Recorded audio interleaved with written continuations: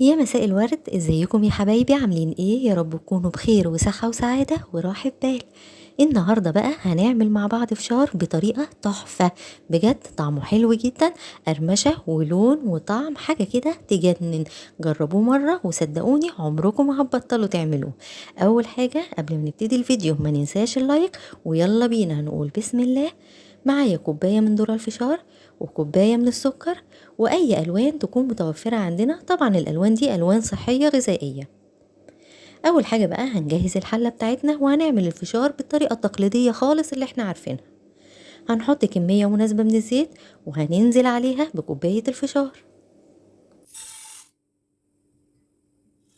وندي كده للفشار بتاعنا تقليبة في الحلة، ونخلي النار بتاعتنا من متوسطة لعالية لحد ما نبتدي نسمع صوته ويبتدي يتفشر معانا. نبتدي بقى نوطي النار خالص شمعة لحد ما يبتدي كل الفشار يتفشر معانا.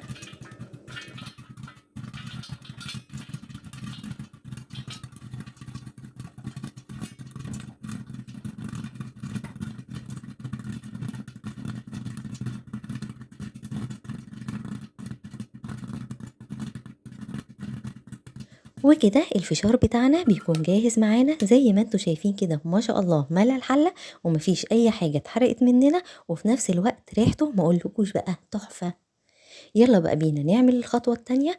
بنكون معانا كوباية السكر، بناخد تلت كوباية السكر، يعني بنقسم كوباية السكر بتاعتنا لثلاث مرات او على حسب بقى الالوان اللي احنا هنستخدمها. انا علشان هستخدم 3 الوان فقسمتها لثلاث مرات. هحط اول تلت وهحط عليه غطيين من اللون الاحمر، يعني غطيين ونص كده، علشان اللون كده يبقى قوي وغني معايا. وهحط شوية مية صغيرين جدا، يعني تقريبا كده معلقتين كبار، ما زودش المية خالص عن كده. اول ما يبتدي اللون يدوب مع السكر هوطي بقى عليه النار خالص، وتقريبا يعني دقيقة كده اول ما يبتدي يغلي معايا هقفل عليها، لانه بيتحرق بسرعة جدا، يعني لازم ناخد بالنا. يعني اول ما يبتدي السكر يتكرمل معايا اقفل عليه، لان هو ما بياخدش وقت خالص.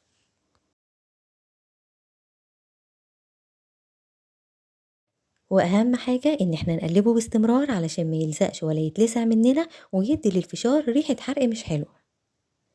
وكده اول لون بيكون جاهز معانا، بجهز بقى جزء من الفشار وبنزل بقى بالسكر المتكرمل، اهم حاجة يكون لسه سخن علشان نلحقه ويلحق يتماسك مع الفشار قبل ما يبرد. وكمان اهم حاجة ان انا اقلبه بسرعة جدا علشان اللون يلزق في كل الفشار اللي معايا.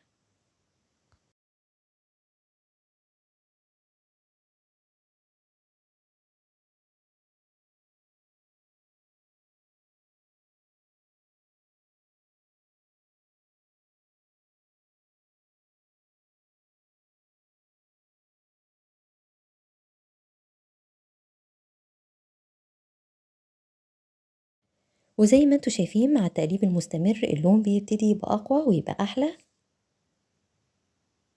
ومع الوقت اللون بيتماسك مع كل الفشار اللي موجود معايا، بجد شكله تحفة. وكده يكون جهزنا اللون الأحمر، نعمل بقى اللون التاني. هحط التلت التاني من كوباية السكر وعليها غطيين ونص من اللون الأخضر. طبعا احنا مش لازم نتقيد بألوان، يعني لو عندنا لون واحد ممكن نستخدمه، أو الألوان اللي احنا بنحبها ممكن نستخدمها، بس أنا دي الألوان اللي كانت متوفرة عندي. وهحط برضو شوية مية صغيرين زي ما قلتلكم، وعلى نار هادية جدا هبتدي أقلبه. واول ما يبتدي يبقبق كده ويغلي معايا خلاص هقفل عليه، علشان زي ما قلت لكم بيتحرق بسهولة جدا.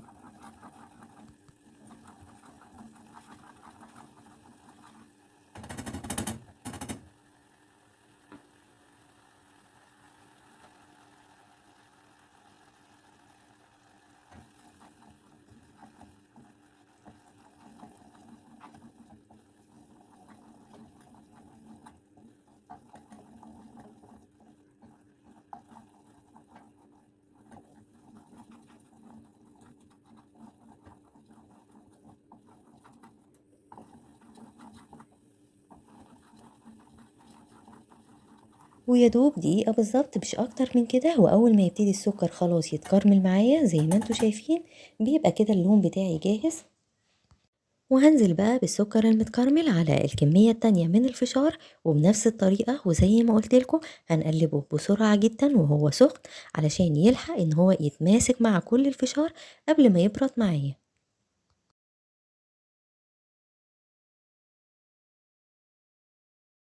وكده نكون خلصنا الفشار المسكر اللي باللون الاخضر، وهنعمل بقى اخر لون معانا، وهنحط اخر تلت معانا في كوباية السكر، وعليه 3 قطيان كده من اللون الاصفر عشان اللون الاصفر بيبقى خفيف شوية، فهزود اللون بتاعه شوية. وطبعا زي ما قلت لكم ما نقلقش خالص، ده لون غذائي يعني مفيش اي ضرر منه، وكمان احنا مش بنعمله كل يوم، يعني بنعمله كل مدة، فيعني عشان يبقى شكله حلو كده وعلشان يجذب اي حد ياكل منه لازم الألوان بتاعته تبقى قوية كده وليها شكل حلو.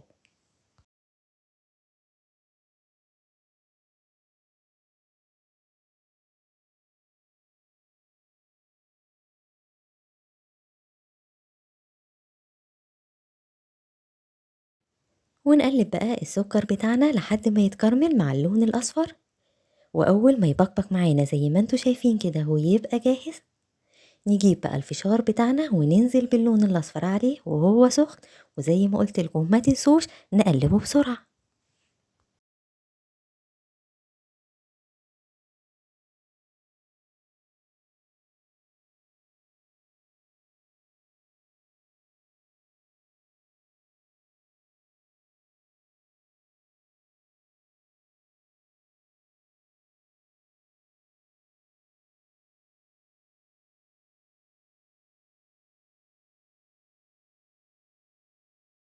وكده خلاص نكون خلصنا كل كمية الفشار اللي معانا. نجهز بقى الصينية بتاعتنا ونحط فيها كل الفشار بكل الألوان اللي احنا عملناه علشان ينشف كده ويبقى طعمه مقرمش وجميل. زي ما انتوا شايفين بفرده كده في الصينية. طبعا اهم حاجة ان احنا ما نزودش كمية المية علشان ما تخليش الفشار يبقى طري معانا، وحتى لو قعد معانا وقت هيفضل ناشف معانا. يعني كمية مية قليلة بس علشان تساعد ان الفشار يتوزع، ان اللون سوري يتوزع كويس على كل الفشار. ونسيب بقى الفشار في الهوا من نص ساعة لساعة، وكل ما سيبنا أكتر كل ما بقى مقرمش أكتر، وكل ما قعد معانا وقت أكتر وهو محتفظ بنفس القرمشة بتاعته دي. طبعا الفشار ده حلو جدا جدا لو عملناه لولادنا كسناكس وخدوه في المدارس، بيبقى حلو جدا أحسن من الحاجات اللي هم بيشتروها وبتبقى فيها مواد حافظة بتبقى مضرة. لكن ده احنا عاملينه في البيت وعارفين عاملينه ازاي، وعلى فكرة طعمه حلو جدا وأنا متأكدة إن هو هيعجبكم. وده شكل الفشار بعد ما خلصناه خالص. زي ما انتوا شايفين كده بجد الالوان بتاعته تحفة.